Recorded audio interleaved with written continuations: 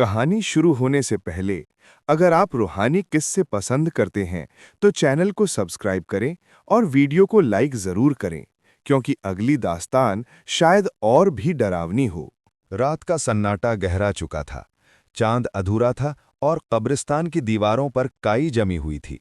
हवा में मिट्टी और सड़ी घास की गंध थी। गांव के लोग उस कब्रिस्तान के पास भी नहीं जाते थे। कहते थे कि वहां रात के वक्त कोई तिलावत करता है, पर इंसान नहीं। एक रात फजल नाम का नौजवान, जो मदरसे में तिलावत सीखता था, अपने उस्ताद से बहस के बाद गुस्से में बाहर निकल आया।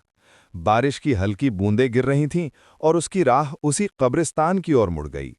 अंदर घुसते ही उसे अजीब सी ठंडक महसूस हुई, जैसे किसी ने उसके चारों ओर बर्फ की चादर बिछा दी हो।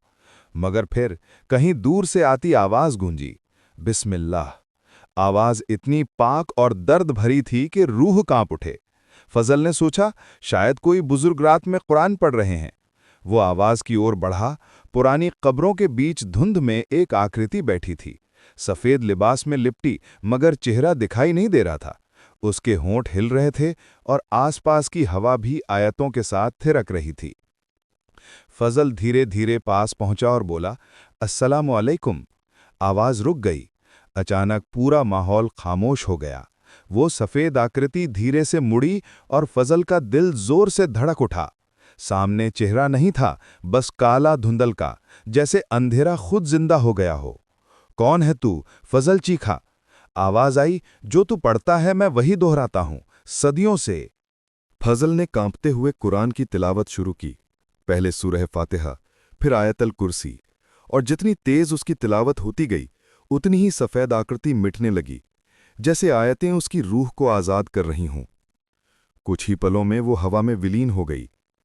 आसमान पर चमकती बिजली ने कब्र पर एक नाम दिखाया, हाफिज अब्दुल करीम, वही कारी जो 100 साल पहले इस मदरसे का उस्ताद था।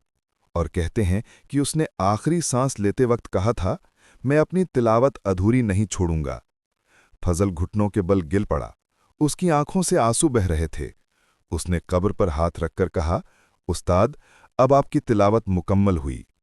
उस रात के बाद कभी किसी ने उस कब्रिस्तान से तिलावत की आवाज़ नहीं सुनी, मगर जब भी बारिश की पहली बूंद गिरती है, हवा में कोई अनजाना सुकून भर जाता है, जैसे रूहें भी इबादत में शामिल हो जाती।